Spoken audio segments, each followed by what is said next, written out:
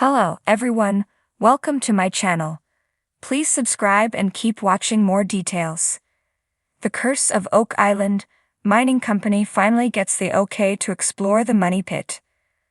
Last night on The Curse of Oak Island, the Dumas Mining Company announced that they will soon recommence operations to dig out the garden shaft and get the team underground in the money pit. Also on this week's episode, there was more evidence of a tunnel heading toward the garden shaft, and the origin of the mysterious Roman coin was identified. The whole thrust of this year's season was supposed to be the operation by the Dumas Mining Company to excavate and rehabilitate the old garden shaft. The plan was to dig out this old 19th century shaft and make it usable again. Once it was fit to use, Dumas could then construct further tunnels moving away from the shaft if the team so desired. So far this season, we've learned that the previously ignored garden shaft contains deposits of gold and may also be the focal point for a network of tunnels that the guys keep unearthing.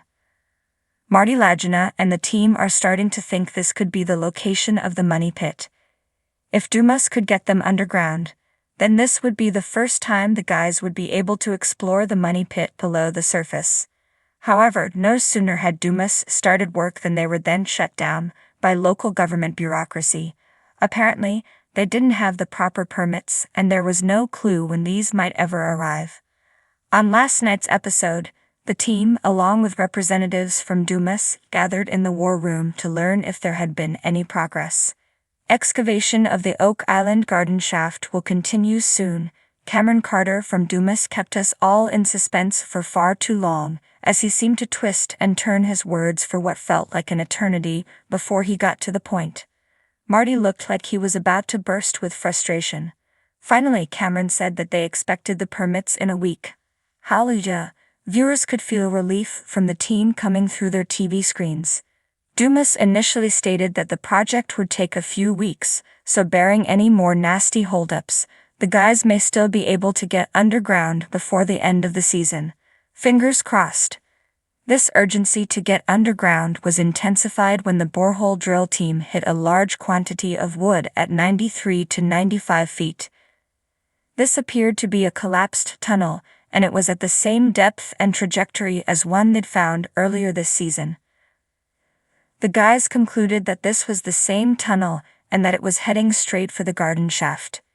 In the meantime, the team is still drilling into the blob, but as yet still no gold. But it's still early days yet in that area. Update on the Roman coin found on Oak Island's Lot 5. Also, on last night's episode, there was an intriguing update on the Roman coin found by Gary Drayton on Lot 5 a couple of weeks ago. Doug Crowell and Alex Lagina traveled up to the University of New Brunswick to speak with a friend of the show, geochemist Chris MacFarlane.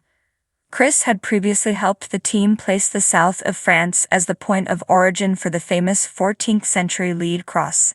Now Chris fed the suspected Roman coin into a laser ablation machine in order to analyze the isotope values, thereby telling us where it was made. Luckily, Chris was able to get good data off the coin and was able to narrow its point of origin to the Iberian Peninsula, so either Spain or Portugal. Both these countries were part of the Roman Empire for approximately 700 years, and the Romans did extensive mining on the peninsula, which was often used to create currency. The guys were also intrigued that Portugal had popped up again.